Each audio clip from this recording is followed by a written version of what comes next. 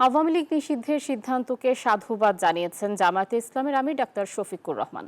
তবে তিনি বলেছেন, রাজনৈতিক দলগুলোর সাথে আলোচনা করে এই সিদ্ধান্ত নিলে ভালো হতো। রোববার বাংলাদেশ ইনস্টিটিউট অফ প্ল্যানার্স আয়োজিত এক সম্মেলন শেষে সাংবাদিকদের এসব কথা বলেন তিনি। জামায়াত আমির বলেন, সোমবার আওয়ামী লীগ নিষিদ্ধের প্রজ্ঞাপন জারির পর আরও বিস্তারিত প্রতিক্রিয়া জানাবে তার দল। সরকারের সদিচ্ছা থাকলে ৩০ দিনের মধ্যেই জুলাই সনদ দেয়া সম্ভব বলেও মন্তব্য করেন তিনি। বান্ডেল থাকলে প্রতি সেনমানিতে টাকা বাঁচবে। বিকাশ সেনমানি বান্ডেল কিনে জিতুন প্রতি লেনদেনে। রাজনৈতিক অংশীজন যারা, তাদের সাথে আলোচনা করলে যেহেতু ম্যাটারটা একটা পলিটিক্যাল ম্যাটার, ভালো হতো, এটা আমরাও উপলব্ধি করি।